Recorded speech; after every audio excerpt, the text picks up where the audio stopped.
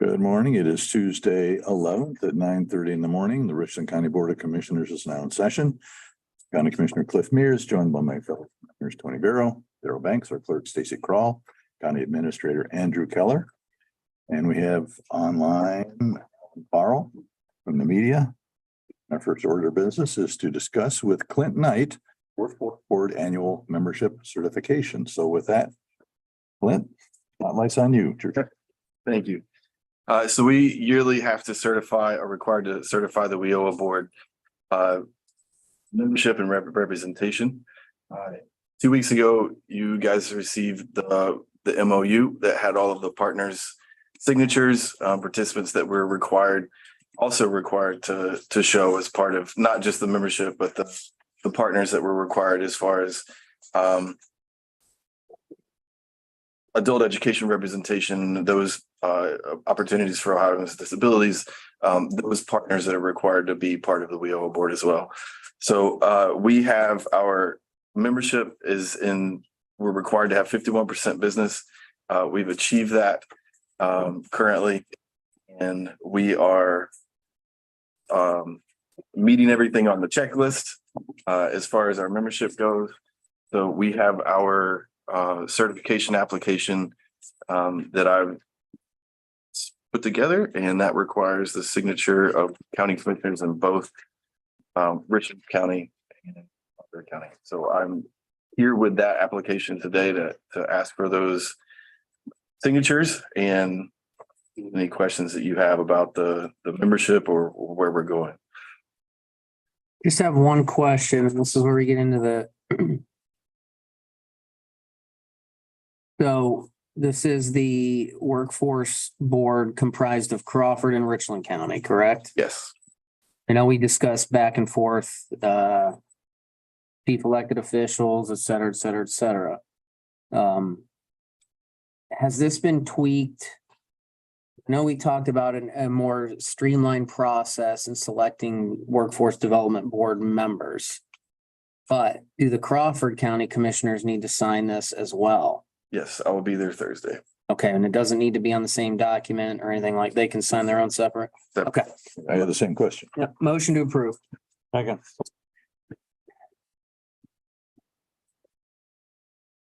Commissioner Mears, Yes. Banks. Yes. Commissioner Barrow. Yes. Okay, before we move on, I'll ask the media if you have any questions for Clint, starting with Carl. Good morning, Clint. If you could just, since this is an annual thing from Workforce Development, talk a little bit, if you would, about the past year accomplishments, things that you're working on within that board.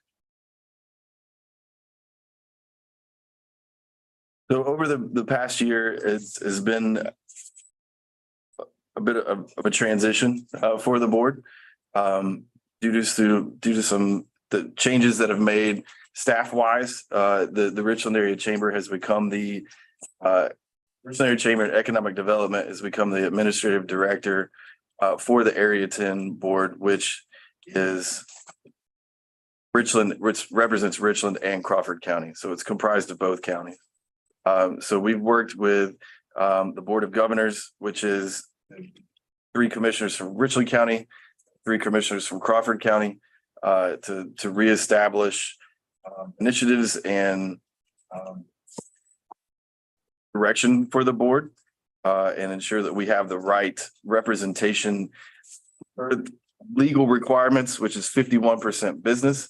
And not only that, but representation from both counties, which we're working towards as well, so that we have adequate representation from Richland and Crawford County, which is not listed in our bylaws, but it's something that's necessary for us to serve the efforts of that WIOA board as it covers the area. So we have recently been awarded just under $100,000 for outreach, and we are currently working to implement that strategy right now to further educate businesses on how that WIOA board can help them and in ways of upskilling their employees, retaining their employees, recruiting new employees, and making sure that the businesses have the people that they need to execute the business they need to execute in our region. that $100,000, was that a state grant? Where'd those funds come from, Clint? It is a state grant specifically for WIOA boards. It's called the Business Resource Network Grant. And the goal of that money is to further that outreach to make businesses aware of what the Area 10 Workforce Development Board or any area in the state, what we can do for them and what our mission is to help them increase the skills of their employees, as I mentioned before, and retain. And as you look forward then, since this past year's been kind of a transition, what are, I don't know, the top 2 or 3 goals you've got for the WIA board in the next 12 months or so? What would you like to see have happen? One of our goals is to increase business involvement in what we call incumbent worker training or on-the-job training funds by 20%. We have funds available to businesses, and we want to make sure that they know how to use it and make it easy for them to use it in order to support their efforts to retain their employees and train their employees. That's one goal. And we have several goals in the strategy that I can provide to you, Carl, that you can take a look at. I don't want to I don't have them all on the top of my head right now, and I don't want to give you misinformation. Yeah, if you could just shoot me an email when you get back, that'd be great. Yep, no problem. I appreciate it. I did, Carl. Yes, sir. Thank you. Okay, you're welcome. And Al, do you have any questions for Clint? No specific questions, but if he could send me the email too, and he can get my address from Stacy. Will do. Thanks, Clint. Appreciate it very much. Yes. Okay, moving on to the next order of business, because I have a motion to certify the record of proceedings for July 6th. So moved. Second. Commissioner Mears, Yes. Commissioner Banks, Yes. Commissioner Vero. Yes. I have a motion to approve requisitions. So moved. Second. Mears, Yes. Commissioner Banks, Yes. Commissioner Vero. Yes. A motion to authorize Family Services to post 2 positions. Eligibility referral specialist 2 and unit support worker 2. That's multiple on the eligibility referral specialist 2, but only 1 on the unit support worker 2. I'll make that motion. Second. Commissioner Mears, Yes. Commissioner Banks, Yes. Commissioner Vero. Yes. And Richland County Adult Court Services would like to dispose of 2016 Ford Explorer to be auctioned through Gov Deals. A motion to do that. So move. Second. Commissioner Mears, Yes. Commissioner Banks, Yes. Commissioner. Yes. They've already replaced that vehicle, so there's not going to be another one purchased to replace it. Can I have a motion to award the 2023 project to Kokosing Construction? The bid of $480,368.20. Engineer's estimate was $506,992, and and the bid actually came in about 5.5% lower. I couldn't believe that, Daryl. I fell off my chair. That's Oh, just must be inflating it way high to make it look like his bids are, they're coming in under bid. It broke it by, the last 5 went the other way. I couldn't believe, I had to double check. All We gotta make this motion. right, then I'll second that. Commissioner Mears, Yes. Commissioner Banks, Yes. Commissioner Vero. Yes. And for the record, that covers 3.481 miles of county highways, Hillsborough West from State Route 314 to Lexington, Ontario, and Cook Road West from Griebling Road to Trimble. Just a little more than pi. Yeah, 3.14159, blah, blah, blah, blah. very good. Yeah. You divide by 7. Okay, can I have a motion to approve school resource agreement with Crestview School District? And that is, For an SRO? for an SRO. I'll move. Second. Commissioner Mears, Yes. Commissioner Banks, Yes. Commissioner Vero. Yes. And for the record, that school resource officer agreement is to the tune of $58,336.86. And it's a very detailed schedule of when the resource officer will be there and the hours covered. I thought I'd mention that. Commissioner Vero, Yes. Mr. Hunnell is sending you a message. What's his thing? Is he doing pie or something? Yes, pi, 3 point, and he put a whole bunch of numbers to be exact. Yeah, I went to high school with a kid who had it memorized out to like 100 digits. Yeah, he just thinking. Not exact. No, it's not. When, is he the one you go to visit out at Mancy? Yeah, I think so. Okay, Carl, since you started the ball rolling, what else you got? Any questions for us? Now that we've decided what the actual amount of the number for pi actually is, the paving contract, I got 483 and then I kind of lost the number at that point. He says he's doing pie. Pay attention, Hunnell. Kokosin came through with 480,368.20. Okay, let me just double check. 480 comma 36820. That's correct. And that's for 3.841 miles of county road, Millsboro West to where? Millsboro West from State Route 314 to the Lex, Ontario. And from Cook Road West, on Cook Road West, from Griebling Road to Trimble.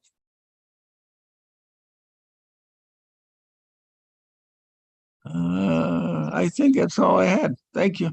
You're welcome. Al, what you got? Any questions? Nope, none, thank you. Okay. I do have one. Carl already knows this. You guys know this. Cell coverage went live in Lucas yesterday. Right. Yeah, and 13 shares from my social media commercial page, so it travels fast. I went to preschool yesterday and the deputy director lives in Lucas area. Couldn't have been more thankful to our office. Received a lot of text messages yesterday from the people in the Lucas area. What I have from Verizon is the site is active. We are in the optimization phase, so as there is the possibility of brief disruptions during the maintenance window and even during the day to bring additional services. At this point, expectation is that it will be minimal. So I'm receiving text messages from people in the school, at the library.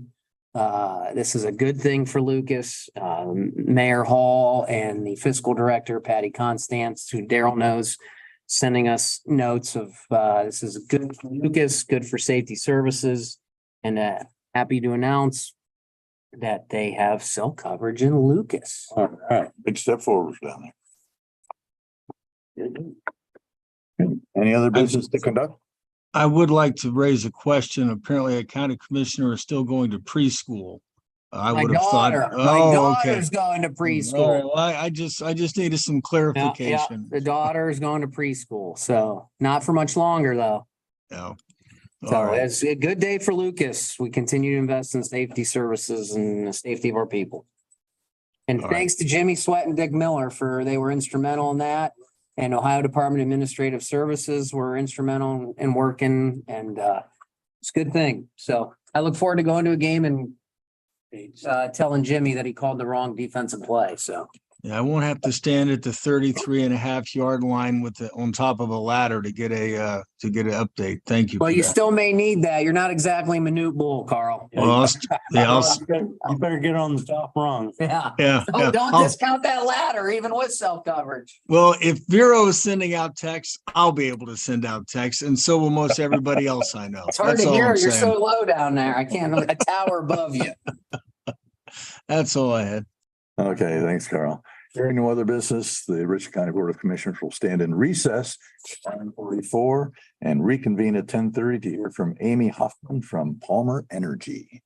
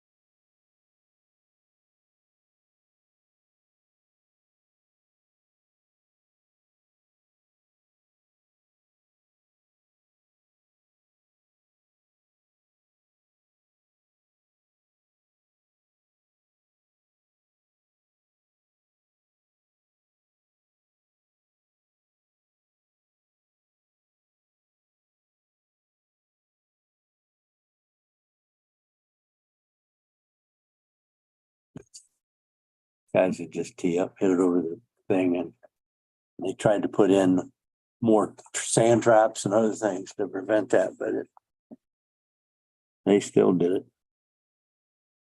It's 10:30 a.m. On Tuesday, July 11th. The Richland County Board of Commissioners is back in session. We're joined by Amy Hoffman from Palmer Energy, who's going to talk to us about buying electricity. Good morning. Morning. I am half here to just kind of give you an update of where we're at and what's coming, and then to talk about the First Amendment for the Exhibit B of the CCAO-SC agreement. I'll just go over, what our plan with this, but then I will send over a red line agreement tomorrow so you can compare it to what the current Exhibit B is. But just to kind of do a review of where we're at. AEP, the utility, this June, along with First Energy, increased their price to compare. So that's for anyone that is not shopping, but they're purchasing their generation directly from the utility. You're at 11 cents right now. This increase happened a year ago in AES territory in the Dayton area, and there's increase, but AEP and First Energy was still in that 6 cent range. And now starting in last month in June, it went to 11.7, and Ohio Edison is at 12. You're saying it was at 6 cents? Yep. No, Yep. doubled. It's double. Correct. We saw it coming. We've been talking about it. It's been a very busy year of putting ballots, putting electric ag on ballots. Last year it was all in the AES territory, and when getting the word out and it was being publicized in media, then we've had many communities come forward and say, we're interested. Let's talk now. We're not necessarily interested in the past. It was always a little bit of savings, but nothing great. And then this obviously has pushed everything up. So, The generation portion. so about 40% of your bill. But the facilities are fine, and anyone currently in aggregation is in a good place because we've had the aggregation and contracts in place. So it's just anyone that's directly shopping, not directly shopping, but directly with the utility is going to pay that for the generation. Your current electric facilities, you and I kind of had a conversation about the different, so there's facilities contract where we have all of the facilities, buildings, anything that the county owns, we have that in a contract. So that contract is in place. It goes until May 2025. Freepoint Energy is the current supplier, and that rate is 0.0508. That's on that sheet I just gave you all. But capacity pass-through. So capacity is above that, but makes up only about 20% of that. Right. So For the purposes of the media, can you tell them again what you mean by facilities?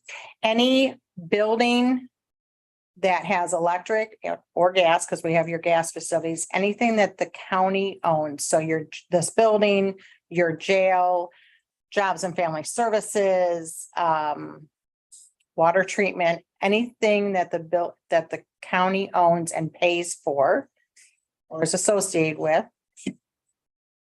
is in a contract. Any meters and bills that you've given me, and we've done some increasing, we've added some buildings on, and again, that's happening statewide in our counties, mostly due to the fact that there may be an offshoot department that has always paid their own bills, but then they hear about the county having an aggregation per se, a contract. And because the rate went up so highly, they've been adding. So we've been adding meters all along. Same on the gas side. You're in a pool group there. So all of those are in a contract that goes until May 2025. So we're at 0.0508 for electric now, right? Correct. Until May of 2025. Correct. Gas price is what? So your gas facilities are in a contract with IGS that ends in March of 2025. We fix the basis at $1.60. So what that means is it's what it's being sold on the NYMEX, plus that basis is what shows up on the bill. So that's what Columbia Gas does as well. They have a basis that they put in place for a year, but that's $1.80. And we go out and do the RFP for the basis portion. And then we have that set, so that $1.60 is set. Then whatever it's sold on the NYMEX. But then you guys are in a pool group. So all of our counties, government facilities that are with Columbia Gas in their footprint, all the meters are in a pool. And because natural gas is sold on the NYMEX, it's commodity, the futures market, we hedge the group as well. So we are able to hedge going off the futures market. And whatever we hedge, if it's a percentage, if we maybe last winter had 20% hedged at a rate, then it's all blended together at what the NYMEX is, plus what we have hedged, and that's the bill, that's what amount shows up on your bill. And we send that to you every summer. You'll be getting that shortly.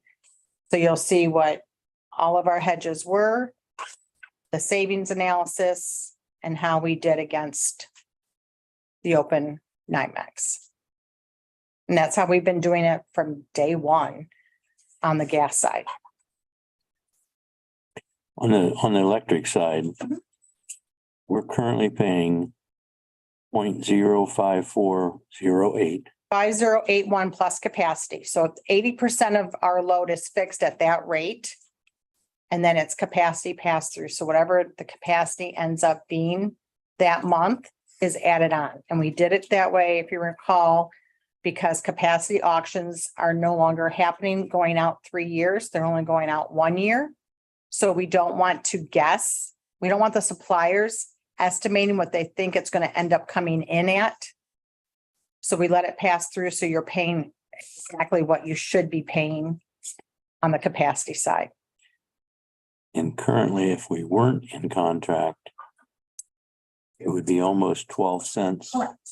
Right now. Now that's going to go down in the winter and we don't know how long it's going to stay. But right now, AEP and Ohio Edison, their price to compare changes monthly.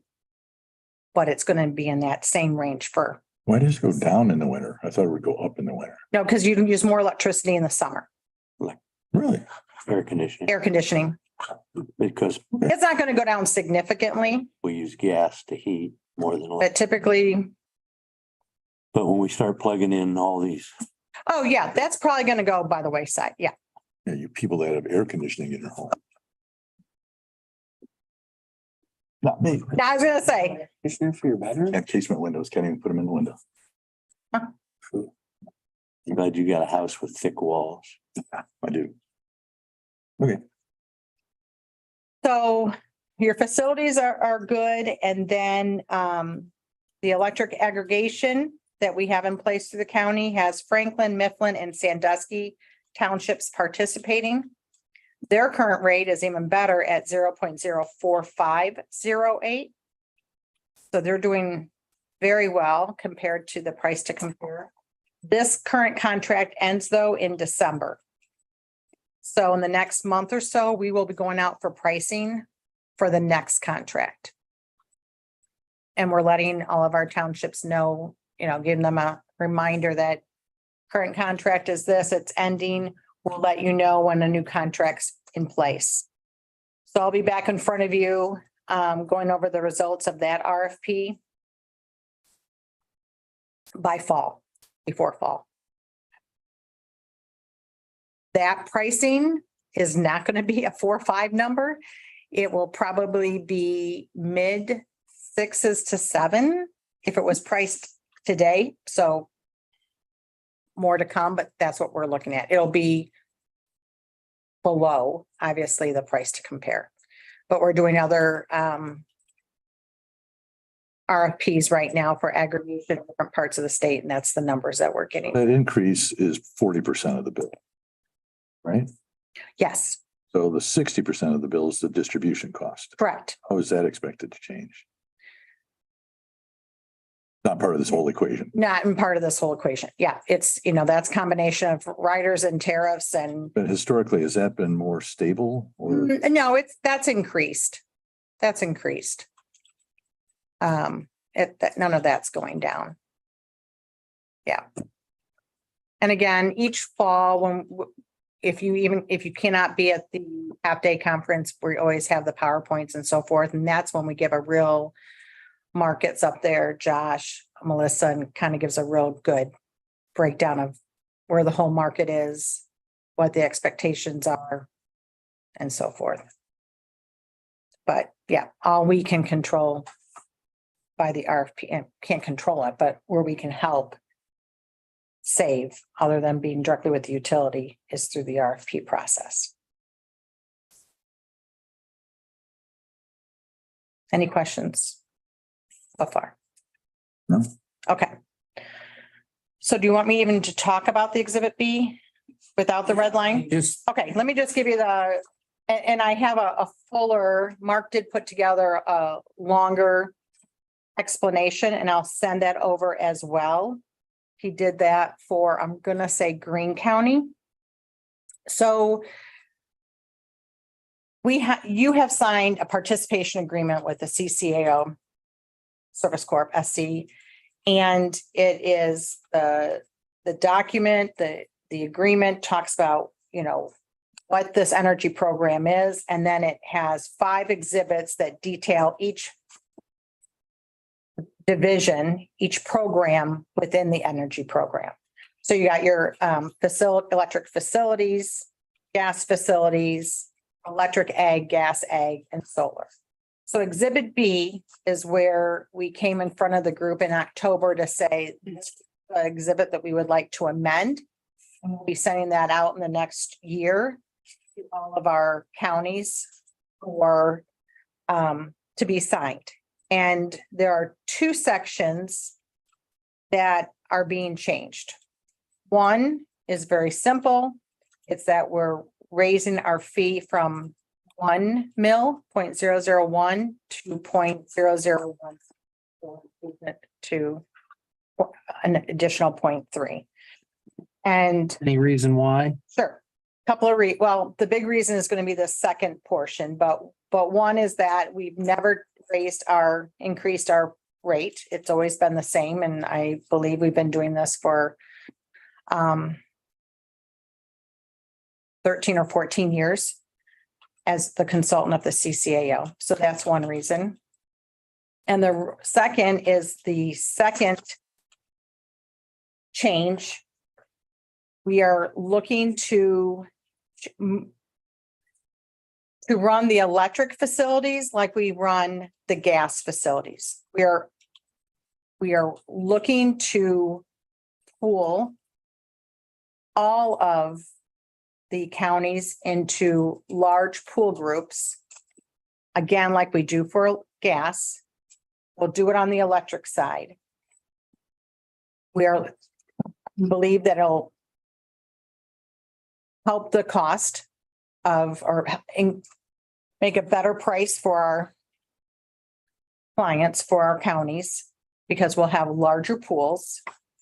You're probably looking at doing 3 different pool groups, like sized and demand facilities. So we'll have the very small facilities in one pool, buildings like this in another, and then the very large, maybe like a jail or something, in a third group. To be determined, obviously, by how many communities are going to go in on this. The breakdown, Melissa and Mark Fry will be doing all of that. By doing that also, we will have one collective contract that attorneys through the CCAO will be reviewing those contracts, so we will not be going out to individual prosecutors. So the same contract that Richland signs will be what Huron, Ashland, Licking, Greene, everyone will have a same agreement, like the CCAO agreement. That's the same, but it'll be a. So where is this reflected in the language?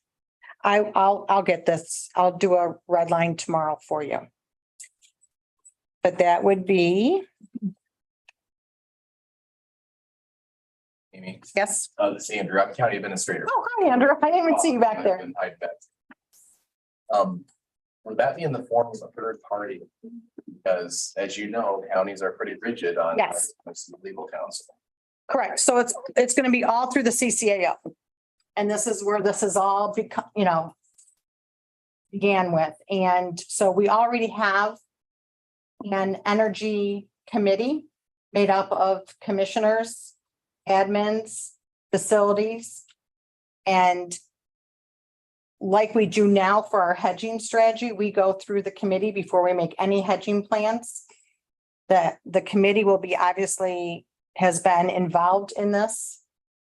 And the attorneys are going to be through the CCAO. Okay, would your entity be the client in that attorney-client relationship? Would they be representing No, your entity? the counties. Interesting. Do you expect any pushback on that? We haven't so far. So, Actually looked at it appropriately is the question I have. Andrew and I are thinking the same thing here. so we just started rolling out this. And again, this is not going to even go into place until 2025 because contracts are in place. So it's not going to affect. This amendment won't. Correct. Okay. Right. That's why we're just starting the process. It'll be talked about much more in October at the half-day meeting at the CCAO, where we brought it up last year. I believe we've gotten about 11 back signed. But both things will not even happen because this is going to be a process on our end to get all the contracts aligned, because not everyone's up in 2025. And we have no problem with a uniform contract Correct. form. I just was curious, because really this law firm, they can't represent each individual county without there being Correct. tension. Right. Yeah, well, And maybe the idea is to just have a uniform agreement that it won't be necessary to have any changes by local prosecutors, but as practicing attorneys, they can't. No. Retention. well, this was a John Light's conversation, obviously. He's an attorney. He represents the CCAO. So we'll get John out here because they'll be able to discuss it legally. I'm just kind of I'll going, call John. Just trying to get, Right. understand what's coming. nope, I'm with you. I'll get the red line and you can be there and someone be there in October as well, but we'll bring John here. Well, he's coming, 11th. he's coming next month. Okay, great. We could just, We have a further discussion with him. yeah, I can do that. Is he here just to, Well, I mean, they, obviously discussing other things? And there'll be other counties there too. Oh. On August 11th, I think that's the date. it's a Friday. Yeah.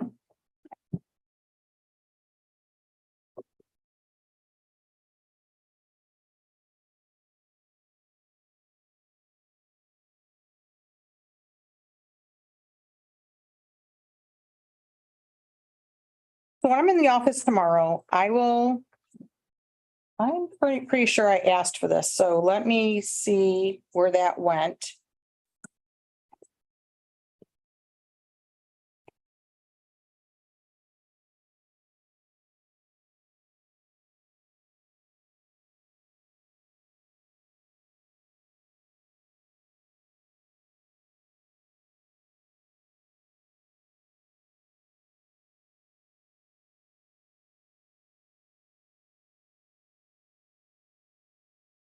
For your.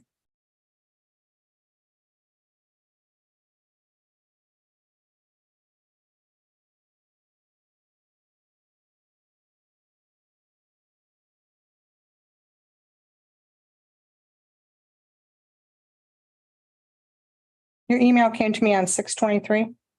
It was sent on June 26th Hmm. at 12:30 PM. I have a whole bunch on 6/23. But maybe I didn't get it to you, so that could be on. Wait a second, you asked me about, Did I send a red line version or no? no, the 6/26. No, you didn't get it, so that's on me. I Okay, apologize. all right. I'll shoot John an email, asking about, the changes. Very good. And then I'm going to send over to you then the longer description, what Green County asked for about this, about the pooling and how we're going to do it. And I'll forward that over to all of you tomorrow. Great.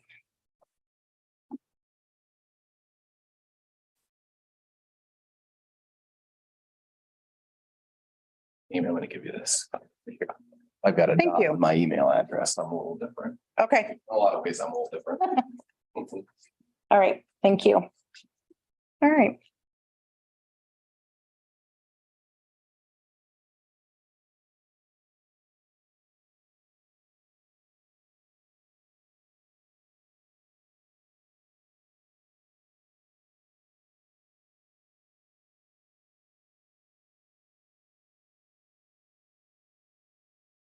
Anything else? So as soon as we send out the RFP on the aggregation, I'll be back in front of you to go over those results. But everything else is status quo. Comments or questions? You probably better check the news media if any of them are on. Right. Al and Carl still on? They are. Hey, Al, Oh. you have any questions? Carl. No, I don't. Thank you. Okay, Carl? I've written so much about aggregation, I'm aggregated out, but thank you. Me and you both. That's it online? Mhm. Okay. Hearing no other business. The County Board of Commissioners stands adjourned at 10:53. Thank you. Thank you. Okay.